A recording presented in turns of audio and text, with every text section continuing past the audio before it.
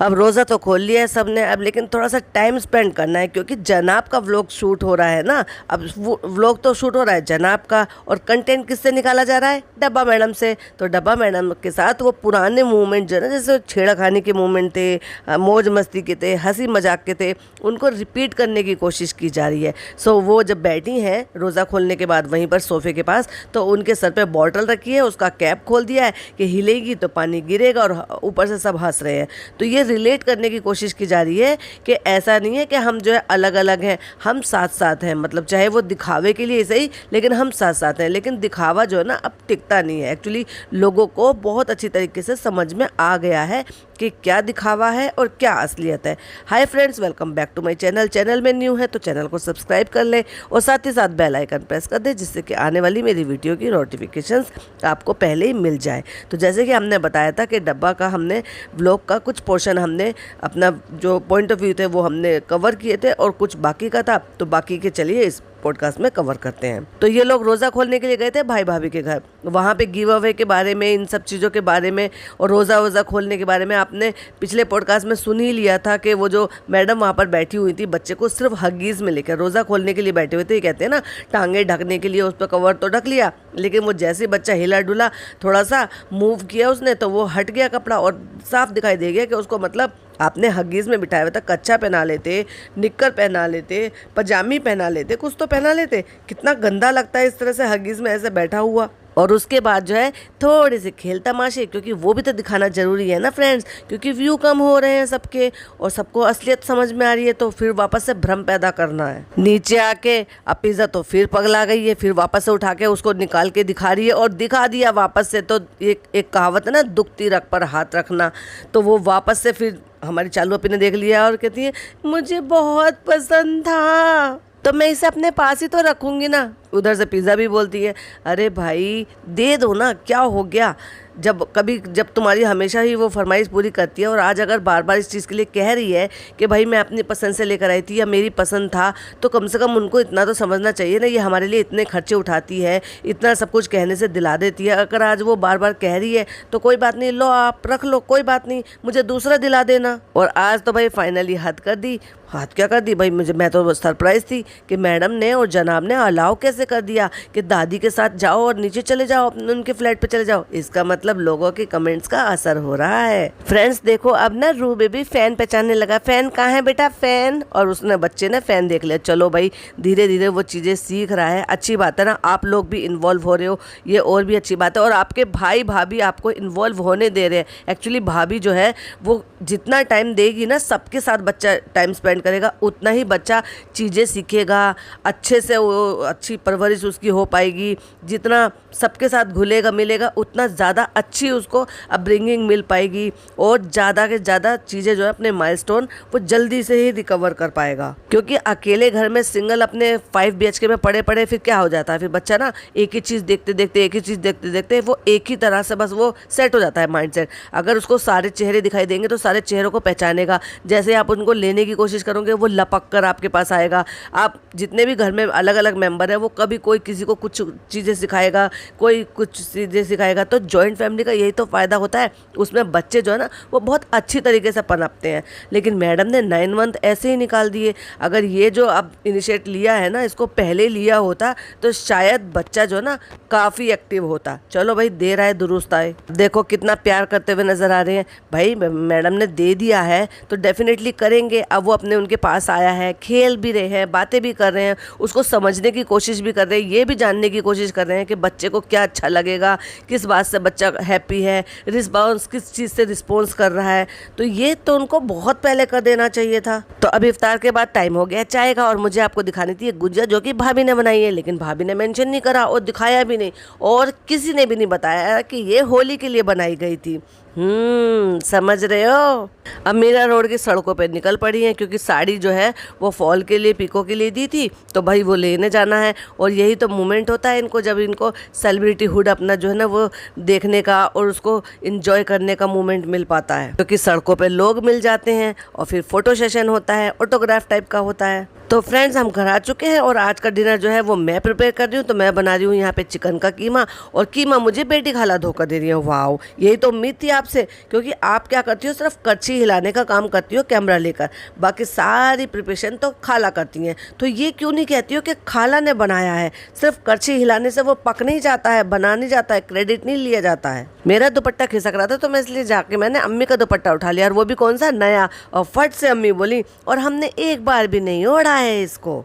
देखो, घर में ऑलरेडी टिंडे बने हुए थे, फिर भी इसको चिकन का कीमा बनाना है, क्योंकि टिंडे, तुरई, भिंडी, परवल ऐसी सब्जी हमारी डब्बा मैडम के मुंह में चलती कहाँ है, क्योंकि उनको आदत नहीं ना ग्रीन वेजिटेबल खाने की। तो इसलिए उन्होंने चिकन का कीमा मंगाया है, और अब उसको बनाएंगे और उसी से ही खाएंगे। और वो जो सब्जी बनी रखी है ना, फिर उसको कोई नहीं खाएगा, क्योंकि रमज़ान भी तो रख रहे हैं ना सारे लोग, तो बस एक दफ़ा खा लिया जाता है। और सहरी में तो आपने देख ही लिया है कि ये क्या खाते हैं, दही खाते हैं और दूध खाते हैं पराठे के साथ। एक और अकल की बात सुन लो, साबूदाना किसका होता है? चावल का होता है, मैदा का होता है? नहीं भाई, साबूदाना तो साबूदाना का होता है। रियली हमें तो पता ही नहीं था भाई, साबूदाना भी एक ग्रेन है, जैसे बाकी के ग्रेन होते हैं ना, वैसे साबूदाना भी होता है। कहते हैं प्राउड ऑफ यू रिजा, और तुमने जो है ना सब चीज़ छोड़ दिया है डाइट पर। देखा, सीखो कुछ, तुमसे कितनी छोटी है, अगर डॉक्टर ने स्ट्रिक्टली उसको मना किया है तो उसने अपने नफ्स को मारा है। इसका मतलब नफ्स को मारना समझते हो ना, अपने आप को कंट्रोल करना, खुद को सेल्फ कंट्रोल करना, और उन चीज़ों को फॉलो करना जो कि डॉक्टर के हिसाब से बताई गई हैं, यानी कि उन चीज़ों को रोक लगाना जो आपकी पसंदीदा चीज़ें होती हैं, उनको कहते हैं नफ्स को मारना। फनी कहते हैं तुमने ये पहली बार बना रहे हो, अच्छा ये बताओ और क्या क्या चीज़ों को मना किया गया है पिज़्ज़ा की। लेकिन ये नहीं बताएंगे कि पिज़्ज़ा को एक्चुअली डॉक्टर ने बोला क्या है, एक्चुअली उसकी प्रॉब्लम क्या है। वो तो हमें सबको समझ में आ रहा था कि उसकी क्या प्रॉब्लम है और क्या हो सकती है, लेकिन अफसोस की बात यह है कि पिछले 3 साल से इनको नहीं दिखाई दे रहा था कि उसके साथ क्या प्रॉब्लम हो रही है। अब पिज़्ज़ा को हो रही है क्रेविंग कुछ खाने की, तो वो कह रही है समोसा, तो कहते हैं समोसा तो मैदा का है, तो कहती है मैं अंदर का खा लूँगी। तो कहते हैं हाँ, वो तो आलू भी तो बॉईल करके घर पे खाते ही है ना। तो कहते हैं कि हमने तो बचपन में तुम्हें देखा है, तुम तो बचपन में पिन्नी में डाल के समोसे यहाँ से वहाँ पूरे मोदाहा में डोलते थे। इसका मतलब मुझे तो कुछ समझ में आया नहीं, आपको समझ में आया हो तो प्लीज़ कमेंट में बताइएगा। थक हार के कहते हैं तो जाओ जो खाना है खाओ, मुझसे मत पूछो भैया, मुझे नहीं पता। और द ग्रेट शेफ ने, डब्बा ने बना दिया है चिकन का कीमा, और सबको जो रटी रटाई स्क्रिप्ट थी उसके हिसाब से डायलॉग बोलने थे, बहुत अच्छा बना है, बहुत अच्छा बना है। और अम्मा तो भाई अलग ही स्क्रिप्ट सुनाती हैं, कहती हैं ऐसा कीमा जो मुझे समझ में आया एक्चुअली, और आपको क्या समझ में आया प्लीज़ कमेंट में ज़रूर लिखिएगा कि आपको भी क्या वही समझ में आया जो मुझे समझ में आया, कि अम्मा बोल रही हैं कि ऐसा कीमा मोदाह में बनाना, मैं तुम्हें 1000 रुपये दूंगी। क्या यही मतलब था क्या? ये मुझे गलत सुनाई दिया। और आपको एक कमाल की बात बताऊं, ये जो होता है ना सबटाइटल में जब अम्मा बोलती है ना तो सबटाइटल भी नहीं आते उस टाइम पर। बाकी जो कोई बोलता है ना तो हिंदी में सबटाइटल, इंग्लिश में सबटाइटल, अगर जिसमें भी आपने सेटिंग की हुई होगी ना तो सबटाइटल आ जाएंगे। लेकिन जब अम्मा बोलती हैं तो वो यूट्यूब कंफ्यूज हो जाता है कि मुझे एक्चुअली लिखना क्या है, टाइप क्या करना है, पता नहीं क्या हुआ है क्या नहीं हुआ। तो कहती है फनी आपकी नहीं बनेगी ओवर एक्टिंग। तो फनी कहते हैं नहीं सच में बहुत अच्छा बना है। तो जो जनाब 2.0 है ना, वो उनकी स्क्रिप्ट सुनो, वो कहते हैं नहीं बहुत अच्छा बना है, छालो पे बहुत अच्छा बना है, मैं दोबारा लेने जा रहा हूँ, मैं और खाऊंगा अभी। और अब बारी आ जाती है इनके मोस्ट अवेटेड चैलेंज, जिसको ये 3-4 अपने व्लॉग से राग गाए जा रही हैं, चैलेंज करेंगे चैलेंज करेंगे चैलेंज करेंगे। मतलब रमज़ानों में इनको चैन नहीं है कि जिस टाइम को ये चैलेंज में कर रही हैं उसको इबादत में कर ले। इतने दुनिया भर के कलमे होते हैं, तस्बीह होती हैं, अलग अलग तरह की चीज़ें पढ़ी जाती हैं। इकट्ठे बैठो, उन बच्चों को इन्वॉल्व करो, उनके साथ तस्बीहां पढ़वाओ, कलमे पढ़वाओ, इन सबसे बोलो कि अपने लिए 1.25 लाख कलमा पढ़ के रख लो, जो कि हर एक इंसान को अपने लिए 1.25 लाख कलमा पढ़कर स्टोर करके रख देना चाहिए अपने आखिरत के लिए। नहीं, ये काम नहीं करेंगी चालू पे क्या करेंगी, पैसा कमाने का काम करेंगी। क्योंकि कलमा पढ़ने से इनको मरने का डर थोड़ी ना, अल्लाह के पास जाने का डर थोड़ी ना है, इनको तो दुनिया में ही रहना, और दुनिया में रहना है तो काम कर प्यारे। और फिर उसके लिए क्या है, आपको व्लॉग बनाना पड़ेगा, व्लॉग को एंटरटेनिंग बनाना पड़ेगा, तभी तो लाखों रुपए में कमाई होगी ना दुनिया में रहने के लिए। तो कलमे ना पढ़कर और तस्बीह ना पढ़कर और इबादत ना कर सबको अच्छी चीज़ों में इन्वॉल्व ना कर इनको चैलेंज में इन्वॉल्व करना है। और इनकी ऑडियंस भी बिल्कुल इनके जैसी ही है, खाली, मतलब ये खाली रहकर ये काम करती हैं, और बाकी जो जनता है इनकी वाहवाही करती रहती है, माशाल्लाह माशाल्लाह माशाल्लाह। भाई इनको ये सीख भी दे दो कि रमज़ान का महीना चल रहा है तो ये ना करके बैठ कर तस्बीहां पढ़ लो चटाई बिछा के, कितना अच्छा लगता है, वो जो माहौल इतना अच्छा होता है कि आप बैठ कर तस्बीहां पढ़ो। जो जो हज़ारा तस्बीह होती है ना, वो बड़ी होती है जिसमें 1000 दाने होते हैं। आप सारे के सारे बैठो, उसको पढ़ो, अपने लिए 1.25 लाख कलमा पढ़ लो।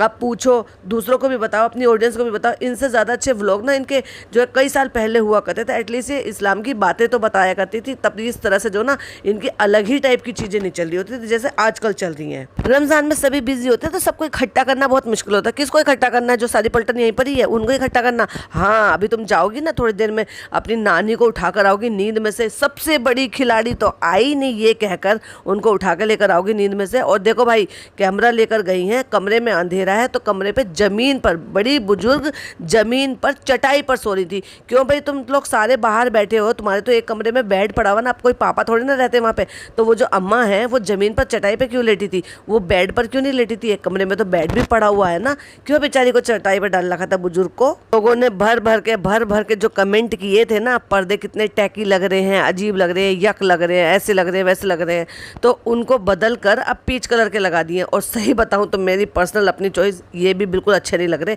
अच्छे वही लग रहे थे जो पहले थे, जो इंटीरियर के साथ जा रहे थे, जो भाभी ने पहले लगवा के, ये भी भाभी ने मंगवाए हैं नो डाउट, लेकिन वो जो इंटीरियर के साथ जा रहे थे ना, वो वाकई अच्छे लग रहे थे। तो कुछ इसी तरह का कोई और लाइट शेड जो है ना वो ले लेना चाहिए था और उसको लगा देना चाहिए था। लेकिन ये जिस तरह के पर्दे लग रहे हैं ना, वो ये भी वाकई में बहुत टैकी लग रहे हैं। अब कहती हैं जज कौन बनेगा और क्लियर कौन बताएगा कि जीता कौन है। और फनी भाई हर चीज़ से बच जाते हैं, कहते हैं मैं बना दूंगा ना, मैं बता दूंगा, तुम लोग खेलो और मैं जज बनूंगा और मैं फैसला दूंगा। और वो पहले ही डब्बा से ले लिए होंगे और 500 के नोट दिखा के कहते हैं मैं बहुत सारे नोट लेकर आया हूँ और ये देखो 3000 रुपये, जिसको जो जीतेगा उसको 3000 रुपये मिलेंगे।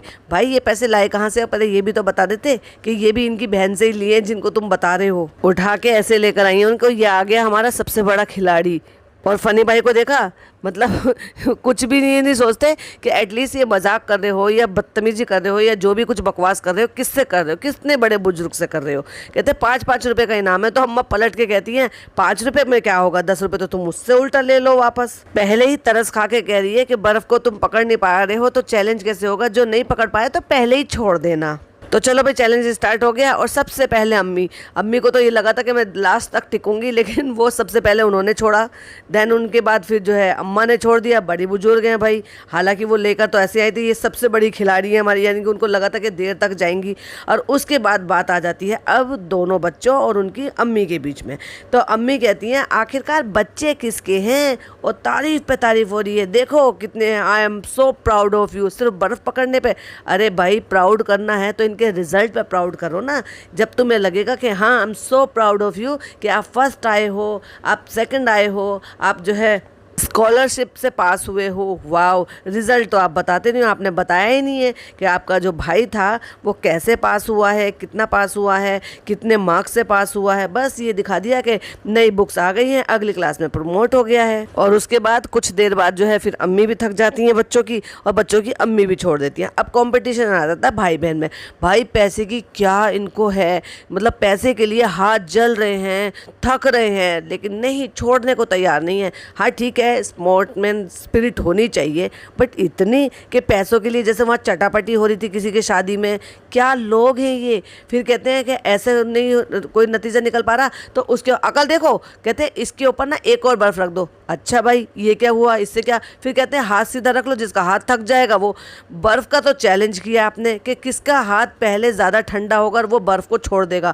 फिर उसमें नए नए चैलेंजेस ऐड कर लिए और फाइनली तरस खा के अपने दोनों भाई बहनों को, दोनों को जिता दिया और ऑडियंस पे छोड़ दिया। अब मैं वही तो कहूँ कि पूरे व्लॉग में एक भी सवाल इस बार ऑडियंस के ऊपर क्यों नहीं छोड़ा। तो छोड़ दिया ना कि चलो भाई गिरा दो, थक जाओगे, हाथ जल रहा है, ये हो जाएगा, और दोनों को आधे आधे दे दो। लेकिन फ्रेंड्स, आपको ये बताना पड़ेगा कि कौन जीता।